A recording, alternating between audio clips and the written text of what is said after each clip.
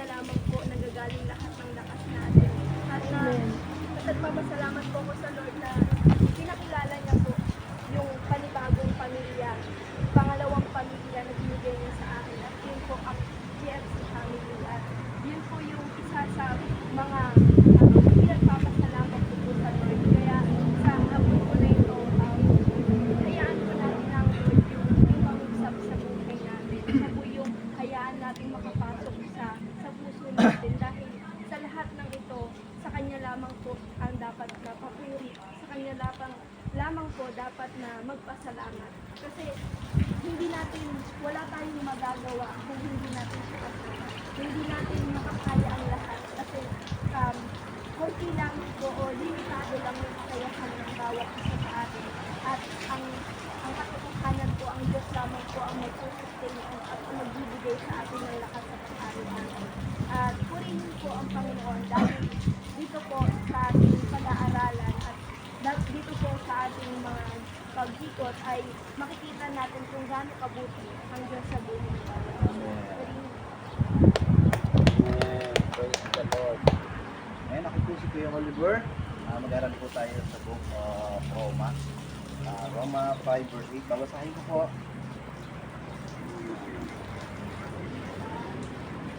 Roma 5 verse 8.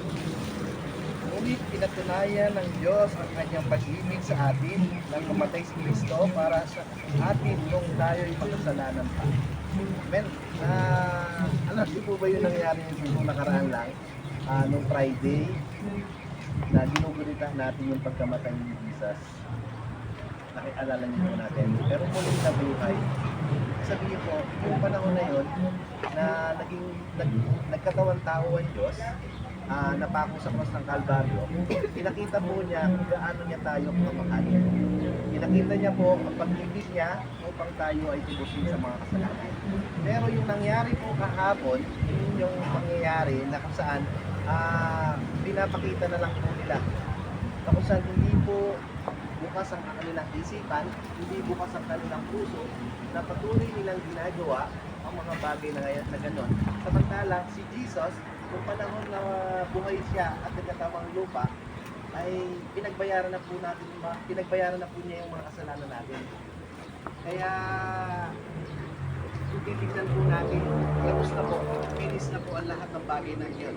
Napagdaanan ng Diyos, napagdaanan ni Kristo, ni Jesus, yung mga bagay na yun. Amen? Sabi po dito sa ating pag-aaralan, paano natin tatanggapin si Jesus? Makikita po natin sa Bible yung pag-ibig ng Diyos kung paano tayo tinubos sa kasalanan, na napako sa cross ng Kalbaryo upang ang kasalanan natin ay tubusin. Amen? Paano natin, ito naman po yung ating mga tanong. Paano natin tatanggapin si Jesus? Dahil sa nagawa niyang pagkamatay sa Kristo sa krus ng Kalbaryo ay para sa atin.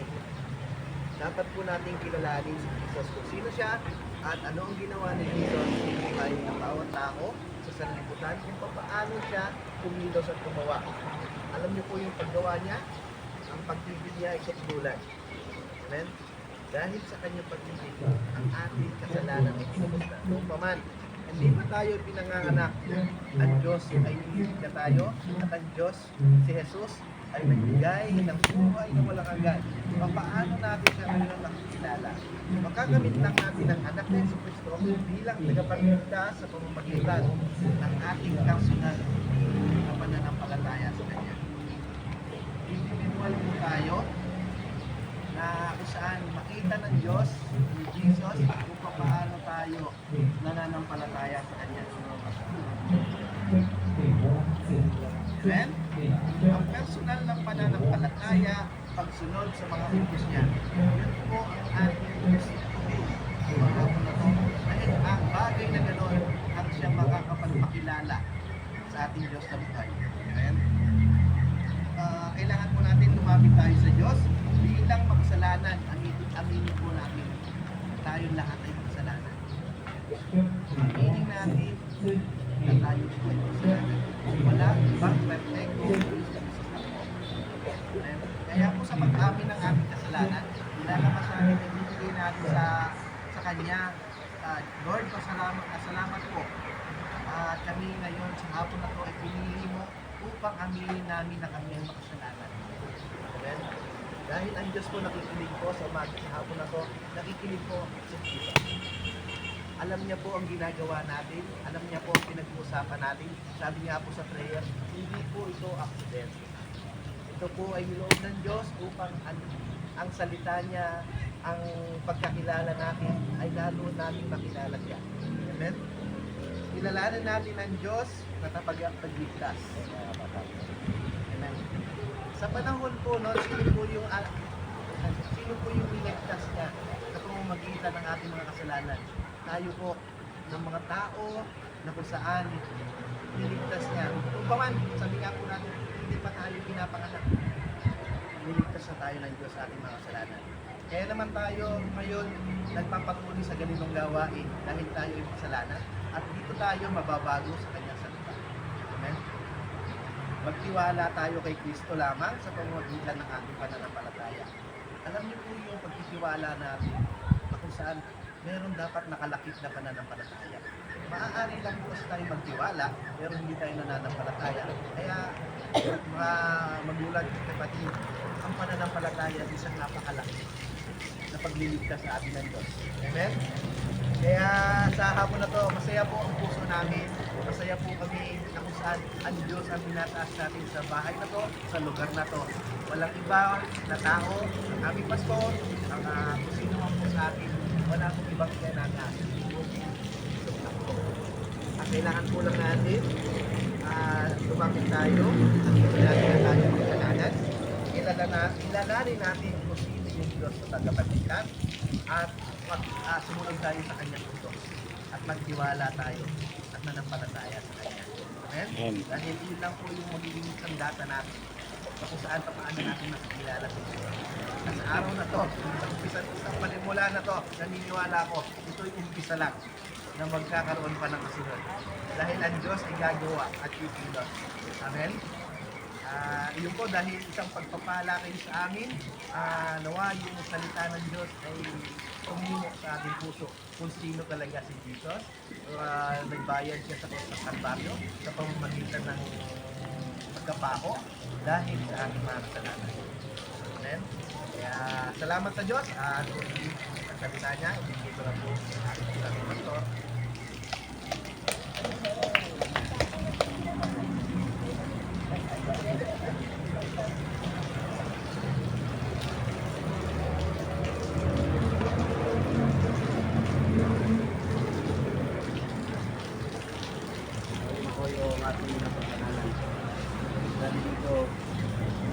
Ngunit pinalaman ng Diyos ang kanyang pag-ibig sa atin nang mamatay si Kristo para sa atin noong tayo ay makasalanan pa. So, ito po ang panahon na yun ay, di ba, ano ba ngayon, mahal na araw? Ito ngayon ang pag-aalala, pag-uulita ng mga tao na nang mamatay si Jesus ay ang purpose para tayo ay patawarin sa ating kasalanan. Pero po meron po magpapatalong po ako kanina. Ano kaya sa? Kami sumadaan. Tapos na sugat. Sugat na katawan yung nag-aampa. So, yun po ang dahilan ng kanilang pagsakripisyo para po mapatunayan nila na sila ay nakasunod sa kalooban nila. Kaya hindi po ganun nung tumutulong na ang napatunan ko sa nagulog ay ang Panginoon ito ipapako siya doon at pinaksarin siyang mamatay doon para po sa ating mga taong nagpasala. Ay hindi mo na dapat yun. Katawan para ipakita mo na ikaw ay naniniwala. Pero ang dito po sa ating pinag-aaralan ay pinadama na po ng Diyos upang sabi po dito sa John 3:16 para po makita natin ang katotohanan na ginawa ng Diyos sa atin, patunayan na tayo minahal ng Diyos. Sa John 3:16 John 3:16 sabi po dito, sapagkat gayon na lamang ang pag-ibig ng Diyos. Ito po yung binasa natin kanina. Sa sangkatauhan, kaya ibinigay niya ang kanyang kahit isang anak upang ang sinumang sumampalataya sa kanya ay hindi mapahamak ng buhay na walang hanggan. Hindi mo na kailangan magpasang ang cross, hindi mo kailangan magsukat ng katawan. Ano ang sabi dito? Kailangan maniwala, sumampalataya sa Diyos. Sabi diyan, kung tayo po ay naniniwala at sumasampalataya sa Diyos, hindi tayo mapapahamak, kundi magkaroon ng buhay na walang hanggan. So, ito yung noon pa man na pinagdamana ng Diyos sa atin na mahal niya tayo. Kaya pagdating dito sa Diyan, pinatunayan na tayo ay minahal ng Diyos noon pa man. Hindi natin kailangan magsakripisyo para magpasa ng cross. O tingnan yun sa Dubaw, yung mga sikat na mga sa Fernando, Dubaw, meron yan, meron din mga tanyas na lugar din yan na mayroong nagpapasa, tapos ay nagpapapako yan mga matunog na lugar na yan. So dito po, pinapaliwanag sa atin ng Diyos. Kailangan na tayo ng Diyos. Kailan? Nung tayo ay makasalanan. Dahil makasalanan tayo, tiyak sa impyerno ang punta ng kaluluwa natin. Kaya sabi dito, sapagkat kayo na lamang ang pag-ibig ng Diyos sa sangkatawan. Ibig sabihin po, sa sangkatawan, ako, kayo, sa ating lahat. Minahal tayo ng Diyos. Ang bawat isa ay minahal ng Diyos. Kaya po ang tawag dito sa sangkatawan. Minahal ng Diyos upang ang sino man sumampalataya, maniwala sa Kanya ay hindi mapahamak. So, kundi magkaroon ito ng buhay na walang hanggan. Minahal ng Diyos ang siyang katauhan dahil po kasi ang tao makasalanan, pupunta siya ng impyerno. Kaya kung sino man ang maniwala dito, sabi niya sa aking gustong anak, ay hindi na mapahamak. Magkakaroon na siya ng buhay na walang hanggan. Pagka tayo po ay naniniwala at sumampalataya sa ating Panginoong Kristo, dito na po mababago natin ang ating mga sarili. Na katulad ng sinigod sa inyo kanina, na pag magsisimba ko pag-linggo, yung Sabado night na tinatawag sa mga nagtatrabaho, so nagaganap po yun tuwing Sabado. So yun, dahil natutunan ko dito, minahal pala ako ng Diyos, para kapag naniniwala ko sa Kanya sumampalataya, hindi na ako mapapahamak. Ibig sabihin noon, hindi na ako gagawa ulit ng kasalanan.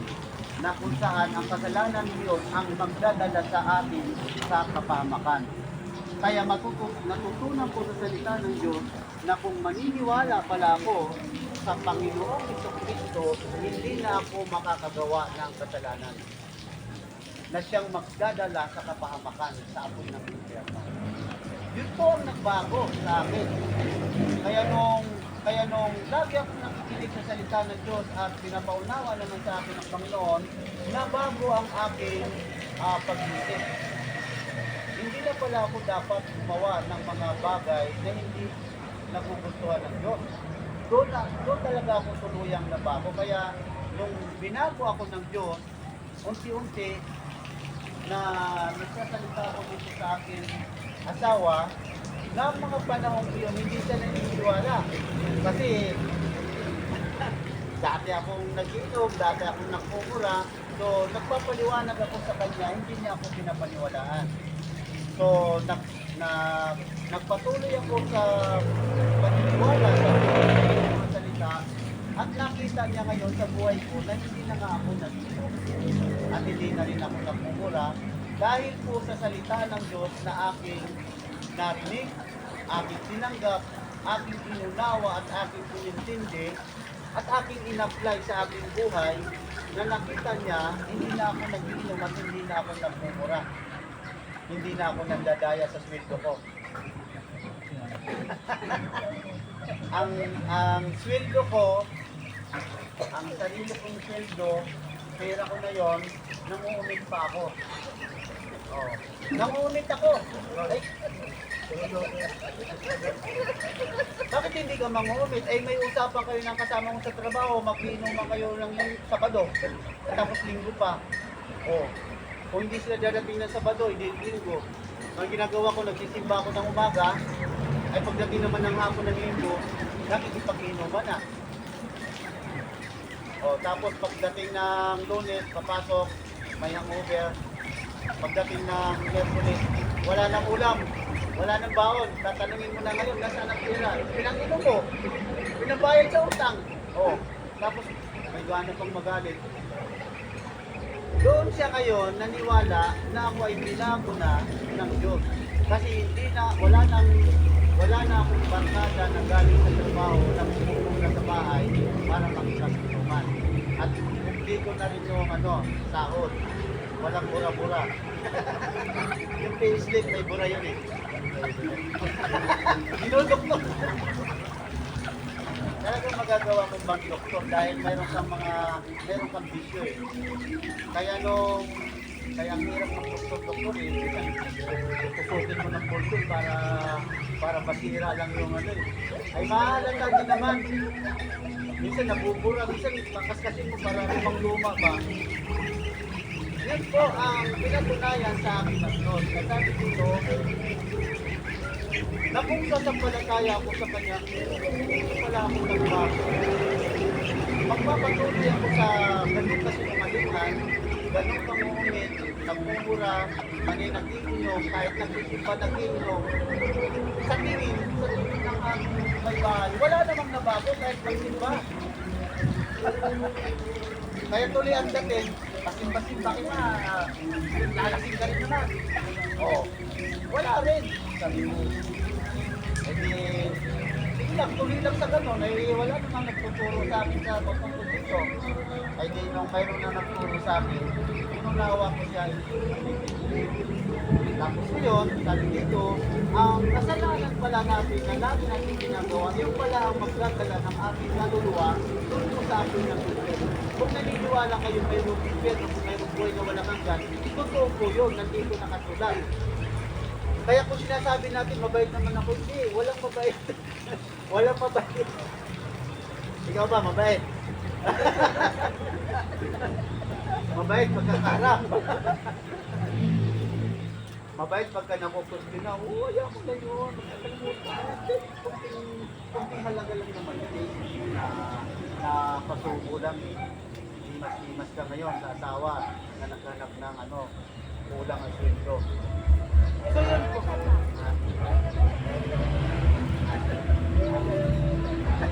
Okay. So mabait. So yun. Ang kasalanan ng tao ang siyang magdadala sa impyerno. Kaya sabi dito, kung maniniwala ka sa Diyos, sumasampalataya ka sa Diyos, sabi dito, hindi ka mapapahamak, kundi magkaroon ka ng buhay na walang hanggan. Marami po akong kainuman na hanggat nandito tayo sa lupa ay uminom tayo hanggat may beer. Mag-beer tayo, mag-inom tayo, pagkat hindi na natin alam kung tayo ay mamamatay na. Yun po yung sabi ng kainuman ko. Ay mabuti na lang, may nagturo sa akin ito na hindi pala totoo na hindi mo alam pagka ikaw ay namatay na. Kaya ngayon pa lang pinapaalam na sa atin na kapag ka namatay ang tao, bunga ng kasalanan ay tiyak impyerno ang kanyang babagsakan. Kaya ngayon pa lamang po, kailangan sumampalataya na tayo at maniwala sa Diyos. Sabi dito, kundi magkaroon ka na ng buhay na walang hanggan. Sabi dito, pag naniwala ka sa Diyos, hindi ka na mapapahamak. Magkakaroon ka na ng buhay na walang hanggan. Kaya kailangan maniwala ka sa Diyos, maniwalaan mo ang Diyos, at umamin ka sa harapan ng Panginoon na tayo makasalanan at kanya tayo babalik. So yun po ang salita ng Diyos. Pag sinabi natin, at bila nyo po, nagiinuman kami mga kasama ko sa trabaho. Pag sinabi mo, naniniwala ka ba sa Diyos? Oo naman pare, naniniwala ko sa Diyos. Mga tao hindi naniniwala sa Diyos. Iba po yung naniniwala, iba po yung sumasampalataya. Ang naniniwala, kahit gumagawa ng kasalanan, kahit malasing-lasing, naniniwala yan. Pero pagka sumasampalataya ka na sa Diyos, maiiwasan mo na yon. Oo! Naiintindihan mo na kasi na pumasok na sa isip mo, naunawaan mo na, nandito na sa puso mo, pinatawad ka ng Diyos, tapos ngayon gagawa ka pa ba ng kasalanan? Hindi po yung anak namin pagkagawa ng kasalanan. Palagi nilang pinapatawad, tapos palagi nilang gumagawa ng kasalanan. Diba? Pinahinawa natin yung mga anak natin. Minsan napapalo mo na, minsan nasasaktan mo na, kasi paulit-ulit na gumagawa ng kasalanan. Ano yung motibo natin mga tatay? Bakit pinapalo mo pag nagkakasala?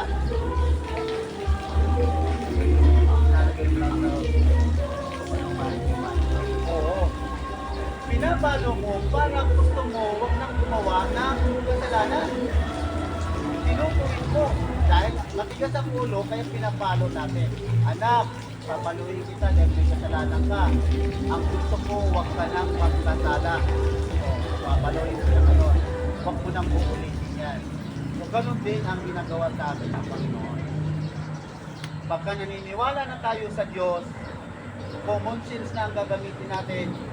Sabi ni Tatay na pumasok na sa isip, sa puso, kaya kung naniniwala ka sa Diyos, huwag na naman tayo magpasaway sa Panginoon.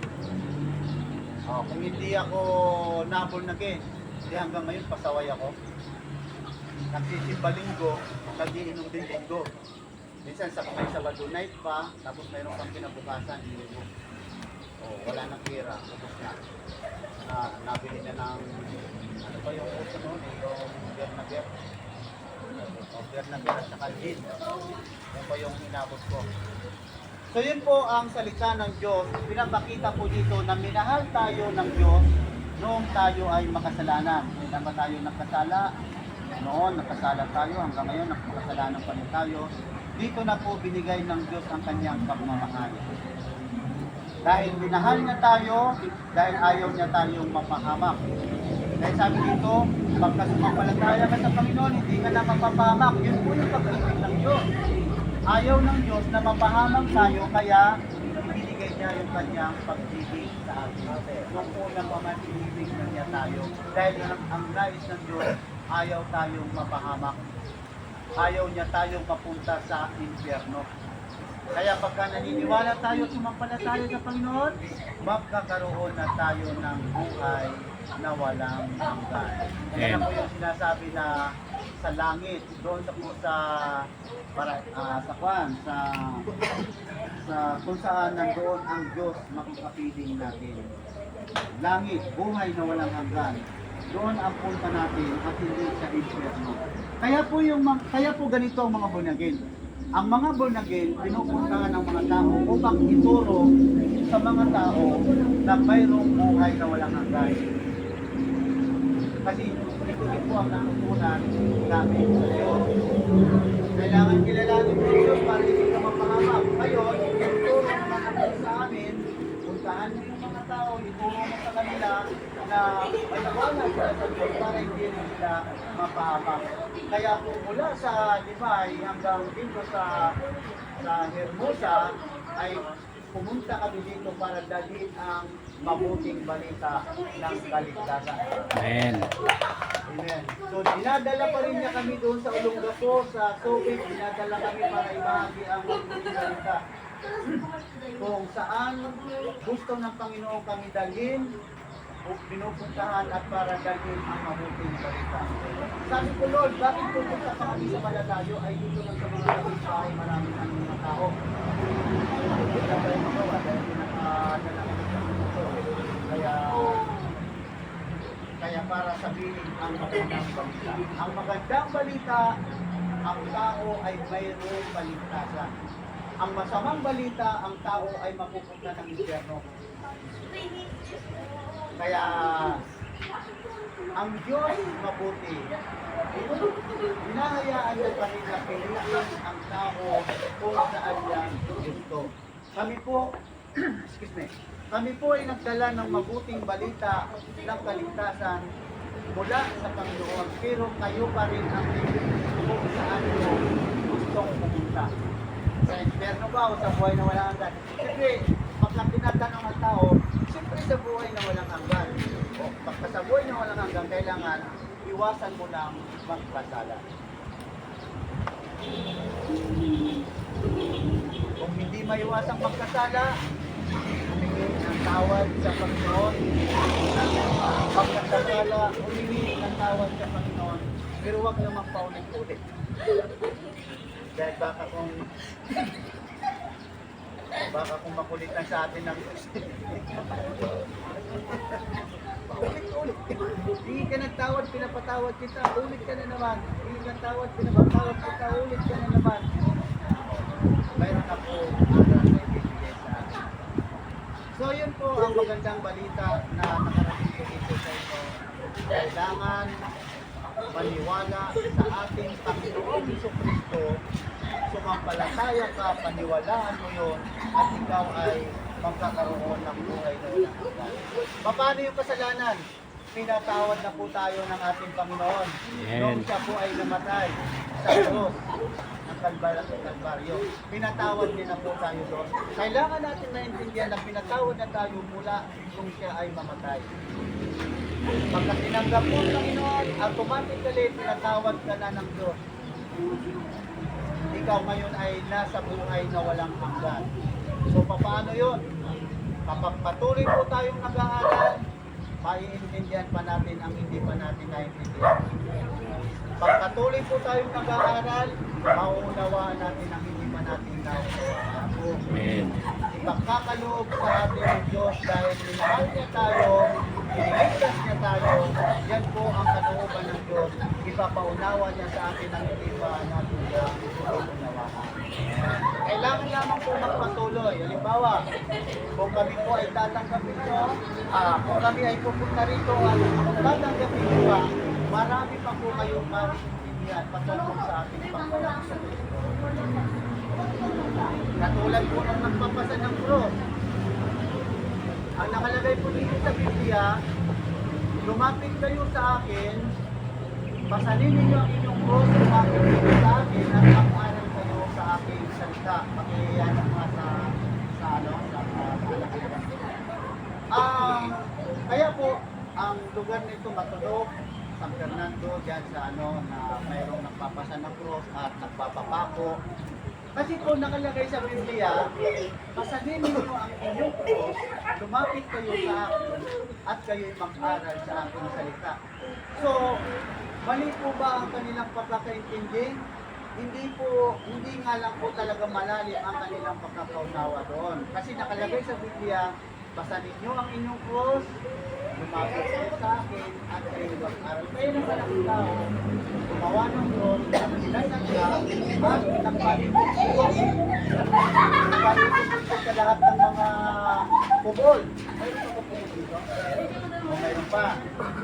Papasalin ng tao yung cross at pupunta sa pugol at mananalangin. So hindi po ganon ang ibig sabihin ng Panginoon. Ay di sana lahat tayo gumawa na ng cross. At tapos lahat ng mga anak ko, bibigyan mo ng cross. O, pasalin natin. Punta tayo sa... Ang ibig kong sabihin nito mga kaibigan, sa panahon po kasi ni Jesus Christ, ang kasalanan ng tao, ang kasalanan ng mga tao ay kailangan ipako sa cross ang lahat po ng nagkasala. Kaya kung napansin ko kay Jesus Christ, pinako siya. So mayroon dalawa. Mayroon dalawa magkatabi sa kaliwa at kanan. Yun po ay mga kriminal. Yun po ay mga tao magkasalanan. Ngayon si Jesus, tinuring ng mga Israelita ng mga Hudyo ay taong makasalanan. Kaya hindi na ako sa Panginoon. Ang kasalanan, ang Panginoong Isus, yun po yung kasalanan natin na kinuha niya. Kaya po siya namatay sa cross. Ang kasalanan po ay, ang katapat po niya ay itapos pa sa cross. Ngayon po, ang sinabi niya ng Panginoong Isus sa salita, pasalin ninyo ang cross, lumapit kayo sa akin at mag-aral. Ganito po yan. Tayo po ay punong-puno ng kasalanan. Dapat po sa atin ay ipako sa cross. Pero po ang sabi ng Panginoon, pasanin ninyo ang inyong mga kasalanan na katumbas ng cross at lumapit kayo sa akin at mag-aral kayo sa aking salita. Kaya hindi po yun literal na cross. Ang krus po ay nagsisimbolo ng ating kasalanan. Ang ating kasalanan ang siyang nagpapabibigat sa ating buhay. Diba? Pag mayroon akong kasalanan, mabigat ang aming buhay. Nagkasala ako eh. Hindi niya ako, pilit kong pinagtatakpan, pero naging mabigat lang ang sitwasyon ng aming buhay. Apektado dyan yung mga anak. Pagka may kasalanan ng tatay, apektado ang pamilya. Tama po ba? Mami din, pagdisan-disan. Apektado po ang pamilya. Ang tawag po dyan, mabigat na. Ang bigat sa buhay dahil sa paggawa ng kasalanan. Ang katumbas po niyan ay dapat namin pako sa cross. Pero ang sabi ng Panginoon, ang kasalanan na katumbas ng cross ay dalhin nyo sa akin. Pasanin nyo yan. Sasabihin natin sa Diyos, Lord, nagkasala ako, makasalanan ako ay marumi sa iyong harapan at dadalhin natin yan, lalapit tayo sa Panginoon at tayo mag-aral sa kanyang salita. Hindi po siya literal na cross.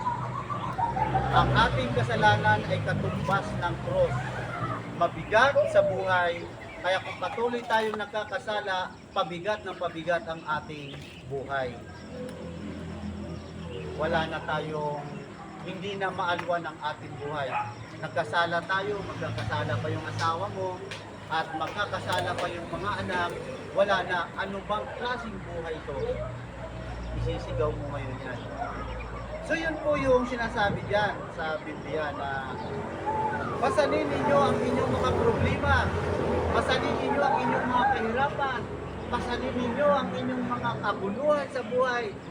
Lumapit kayo sa akin at mag-aral kayo sa aking salita. Ang ginagawa naman ng iba, gumawa ng cross, pinasan, at napunta sa mga kubol. So hindi po siya ganun. Hindi nga lang po malalim. Naiintindihan naman nila, kaya lang hindi lang malalim ang kanilang pagkakaintindi. Kung wala pong magpapaliwanag sa kanila, marami pang tao ang magpapasalamat. Kaya kailangan po mayroong magpapaliwanag para po wala ng tao magpapasal na literal na cross. Kundi ang cross ay simbolo ng marami nating problema sa buhay. Kung marami po tayong problema sa buhay, nalilito tayo kung kanino tayo lalapit. Walang ibang lunas kundi ang Bombay. Total, mayroon naman nagpapadala sa atin lapit na lang muna tayo sa Bombay para malunasan ang ating mga problema. So, yun po yung sinasabi ng Panginoon.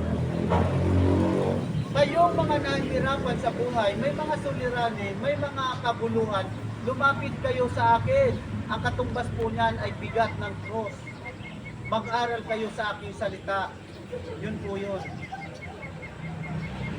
Kaya sana maintindihan ng mga tao na nagpasan ng cross na hindi literal na cross ang papasanin, kundi ang papasanin ay ang mga problema, ang mga suliranin sa buhay, ang mga kahirapan sa buhay, ang mga kabuluhan sa buhay, ang mga kawalan sa buhay.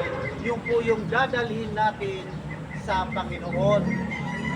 At pag lumapit na tayo sa Panginoong Hesukristo na ating pong pinag-aralan, sabi, lumapit kayo sa akin at mag-aral kayo sa aking salita. Doon lamang po natin maintindihan at maunawaan. Masasabi natin, ito lang pala ang solusyon sa ating mga problema dahil ang Panginoong Hesukristo ang mag-provide sa lahat ng ating mga pangailangan. Yan po yung sinabi ng Panginoon, lumapit kayo sa akin, pasanin nyo ang inyong mga problema, mag-aral kayo sa akin dahil ang Diyos ang mag-provide sa ating mga pangailangan. sana wala nang magpapasa ng cross. Dahil hindi siya ang tamang pagka-interpret dito sa salita ng Panginoon.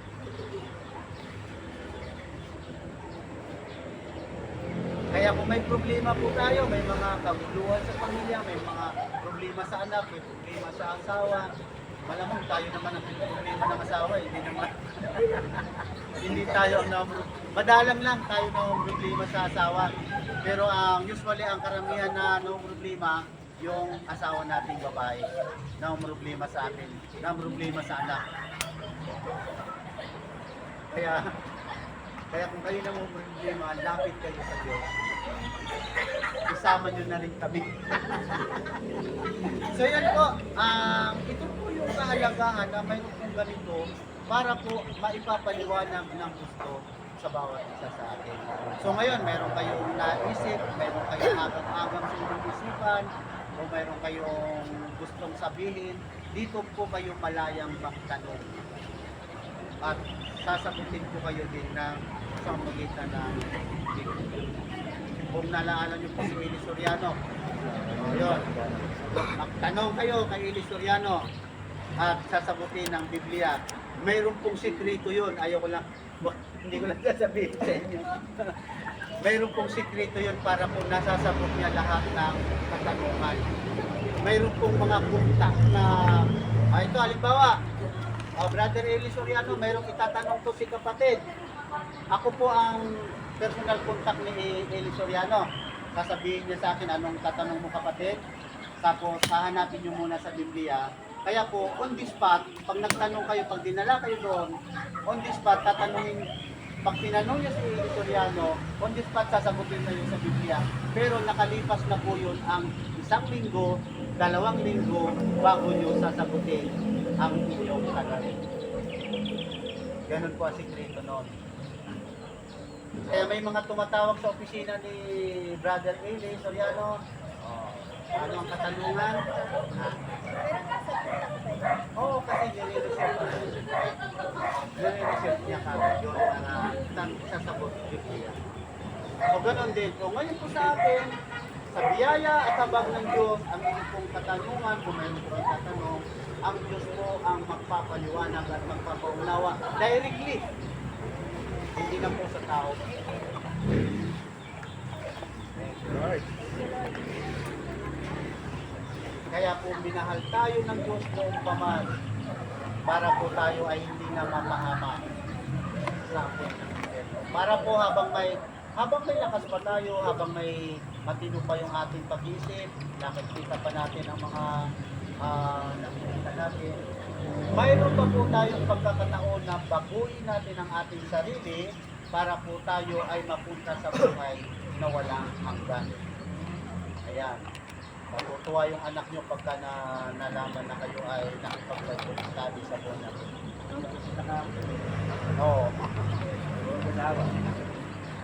Siguro, inuunti-unti na kayo ng anak nyo. Tay, nay, magsimba kayo dyan sa born again. Magsimba kayo sa born again.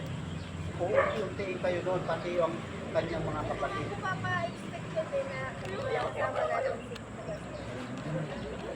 Yan.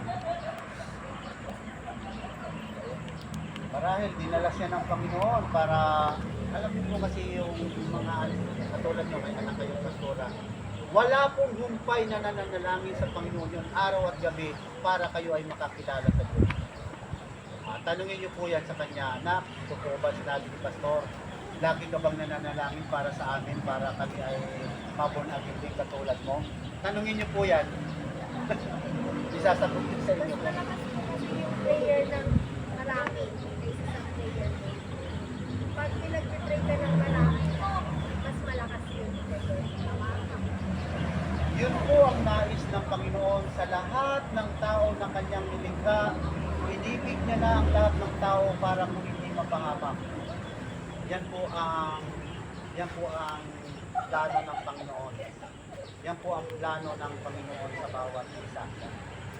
So kung mayroon po kayong natutunan, ano po ba ang inyong natutunan? Pwede nyo pong share.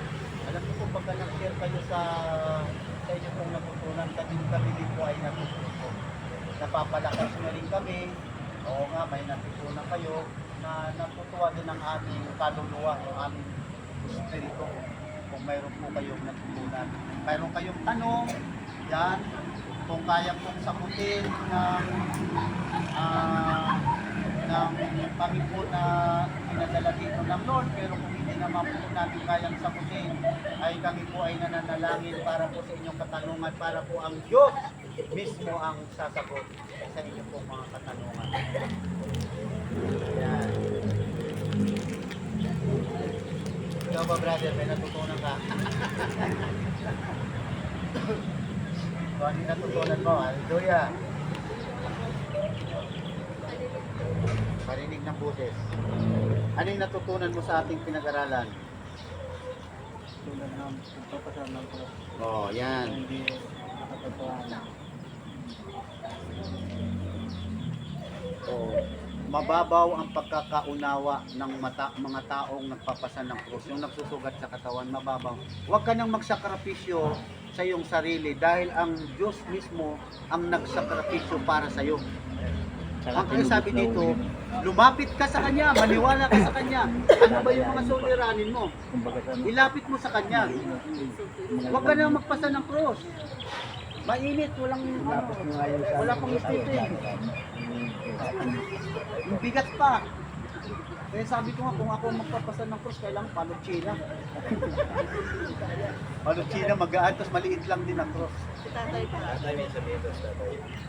Ako sa ano ko, natutunan ko po. Kaya yung aral ng Diyos, nasa tao na yung gagawa niya. Kung hindi niya, ano sa ano niya, puso niya, Oo. wala naman. Ano, Kung hindi mo lang din tatanggapin, mawawalang saysay lang din ang iyong pakikinig. Pero pagka tinanggap mo naman, ang pakinabang nito, ang benepisyo nito, mapapaayos yung buhay mo, maitatama ka, maitutuwid ka habang ikaw ay nabubuhay. Hindi pagka ikaw ay kinuha na ng Diyos, tiyak ang iyong kaligtasan. Amen. Yun po yan.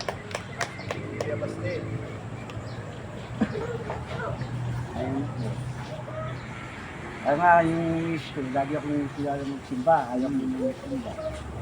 Hindi na ako mapili. Kaya pag may nagyaya naman sa akin ng mga born na gano'n, sumasama naman ako. Dati ko nga, andyan na may simba, nakikinig naman ako eh. Pero di pa ako nagsisimba. Pero diyan ako kinasal sa simbahan eh. Kaya pagka nilagay sa akin mga born na gano'n, sama ko, nakikinig naman ako. Wala lang mawawala sa'yo, nakikinig lang yun. Saka natututo ka pa, madadagdagan yung kaalaman mo patungkol sa salita ng Diyos. Malay ko, pag-uwi po ng anak eh, saka sumama na ako. Hindi na po baka yun, talagang isasama kayo. Dahil ganun po talaga yung ang isang taong kumikilala sa Diyos, ayaw niya yung kanyang pamilya ay hindi rin kumilala sa Diyos. Hindi na po wala ano ng passport eh, hindi na napakita ng pinag siguro, yung mag-asawa. Diba? Yun ang pagmamahal ng anak sa ama. So yun po mga kaibigan, mga mahal sa buhay, mga kapatid sa pananampalataya. Ito po ang salita ng Diyos na inihayag po sa ating kalapitnaan para po makaunawa ang sino man na makarinig nito. Kaya po salamat po sa inyo na kayo po ay nakikinig sa salita ng Diyos at mas higit pa dito, marami pa pong papaunawa at papatinig sa atin ang Panginoon. Para malasap, habang tayo ay nabubuhay ngayon, malasap natin ang kagandahang loob ng Diyos na matagal niya na pong ibinigay sa atin. Para po hindi naman puro hirap na lamang ang ating mararanasan. Lumitaw tayo sa mundong mahirap, tapos mamamatay tayong mahirap. Ang nais mo ng Diyos ay guminhawa ang mga naniniwala sa Kanya. So, salamat po sa Panginoon. Ay, ikaw, kapatid. Anong natutunan po? Ano po, hindi po tinanggap natin si Lord sa buhay natin. Kaya agad-agad niya ibibigay yung hinihingi mo. Minsan, dadaan pa tayo sa mga struggle, pagsubok, bago niya ibigay. Base sa buhay namin ngayon dito, dumating yung time na nawalan na ako ng pag-asa. May mga nilalakad kami na nawawalan na ako ng pag-asa. Nung tinanggal ko yung galit ko sa puso, sabi kasi, tanggalin mo yung galit sa puso mo, ibibigay sa'yo. Namatay na yung attorney, hanggang sa panabago. Ayun, praise God kasi dumating na yung matagal namin na hinihintay. Amen. Hindi lang para sa akin, para sa pamilya na ano kong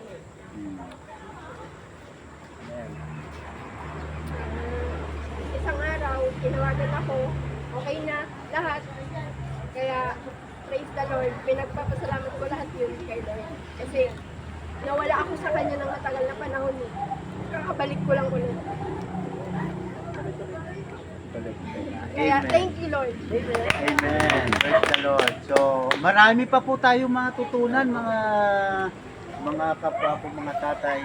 Dahil kapag hindi tama yung ating puso, pag dumating ang biyaya ng Panginoon, dahil hindi pa tayo nabago, ay mapapariwara lang din tayo. O, tamo kung hindi pa nabago yung ating puso, tapos dumating ang pagpapala ng Panginoon, ay baka hanapin mo din yung mga kainuman mo dati. Mga kaibigan, alam niyo naman po yung mga kaibigan natin, pag marami tayong pera, andyan sila, naglilitawan.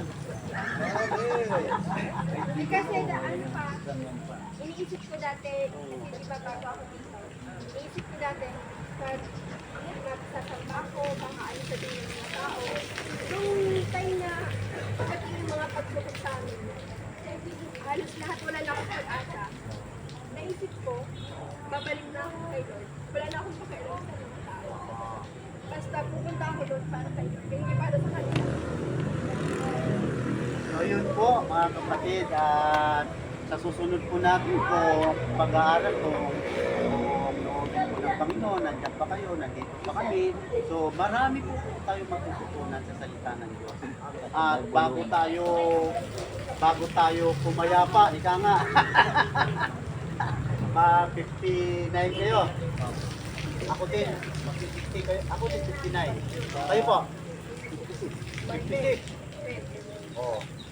Bago man lamang tayo pumayapa ay malasap natin ang masarap na buhay na ipinagkaloob sa atin ng Panginoon. Ako po naranasan ko ng pagpapala ng Diyos. Sabi nito kong dad ay nagpapahinga na ako, naglilingkod na ako sa Kanya at ginamit yung mga anak para i-provide ang pagkain namin dalawa. So, yun. Kaya masarap ang buhay ko ngayon. Hindi na ako pumapasok sa mga construction, sa trabaho para lang may kakainin. Hindi na po, binigay na sa akin ng Diyos ang kailangan ko araw-araw natin mag-asawa, provide ng mga anak. Kasi po yung mga anak sila ay natuto na rin sila sa salita. Pinagpapala sila ng Panginoon, kaya ang pagpapala ng Panginoon ay umabot na ngayon sa akin. Sila yung nagbibigay ng pagkain. Ayan. Ganun din po ang mangyayari sa atin.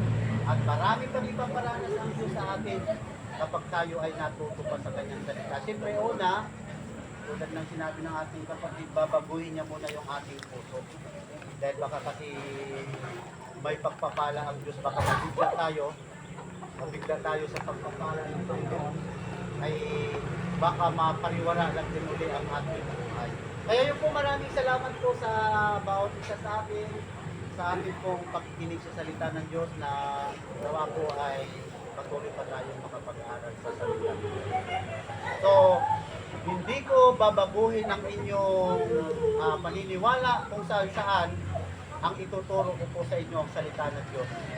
Pagka natutunan niyo po ang salita ng Diyos, mismo walang magbabago sa inyong tao, kundi mismo ka na rin kayo ang mababago sa pamagitan po ng salita ng Diyos. Wala pong nagbago sa akin kundi ang salita mismo ng Diyos, ang mismo ang natanim sa aking isip, sa aking puso, at kung saan niya ako binago, doon niya ako dinala. Walang taong nagdala. Kaya po yung sabi ng mga matatanda, dito na ako nagsimula, dito na ako matatapos. Totoo po yun. Dahil pero kung nag-aaral ka sa salita ng Diyos, yun mismo ang salita ng Diyos ang magbabago sa atin. Yung anak niyo dati, katuloy ko din yun. Pero dahil natuto siya sa salita ng Diyos, hindi naman binago sa, iba, kung galing kang katoliko, hindi naman binago ng bunakin ang paniniwala. Dahil kung naniniwala ka sa katoliko na si Kristo Jesus ay Panginoon, sino ngayon yung ating pinag-aaralan? Di ba yung Panginoong Iso Kristo din? May naiba ba? Wala. kaya walang naiba. Si Kristo Jesus ang pinag-aaralan na dati, ang pinag-aaralan natin ngayon ay si Kristo Jesus din ang Panginoon. May naiba? Wala. Ang bakos, ang ating paniniwala ay nadadagdagan pa at lumalalim pa siya. Ganun pala. Hindi pala krus na literal na kahoy ang ating papasalit, kundi pala ang ating mga problema at suliranin. So, purihin po ang Panginoon. Hallelujah. Okay po tayo natin tumayo. Tayo po'y manalangin sa Diyos. Hallelujah. Tayo po yumuko at pumikit. Maraming salamat po, Panginoon, sa kabutihan at katapatan mo. Gaya po ng iyong sinabi sa iyong salita na amin pong pinag-aralan. Noon pa man ay inibig mo na kami. Salamat po, Panginoon, doon sa iyong ginawa, Panginoon, na noon pa man ay inibig mo kami at minahal mo kami dahil ang layunin mo, Panginoon, upang kami, ang aming kaluluwa ay hindi mapahamak sa apoy ng impyerno, kundi dadalhin mo kami sa buhay na walang hanggan. Salamat po, Panginoon, sa pag-ibig na iyon, na iyong pinadama noong una pa man, O Diyos, na ngayon lamang namin, Panginoon, natutunan at napakinggan. Kaya Lord, maraming salamat po sa iyong salita na nahayag sa aming kalagitnaan, maging sa buhay ng aking mga kapatid na nandito po, Panginoon, sa lugar nito na nakikinig at nag-aaral ng iyong salita. Salamat po sa kanilang buhay, Panginoon, na binigyan kanila ng pagkakataon upang mapakinggan ang iyong salita.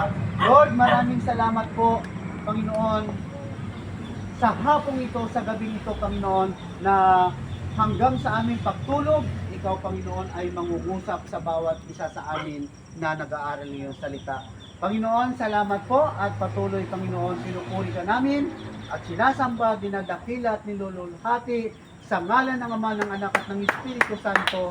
Amen! Bless you po, Abay. Praise the Lord. Maraming salamat sa inyong pagkinig. Pagpalain po kayo ng Panginoon. God bless. Salamat po. God bless. Oy, si yung Basti. Masantong God bless po. medyo Ano nga po si pangalan? Albert po. Albert.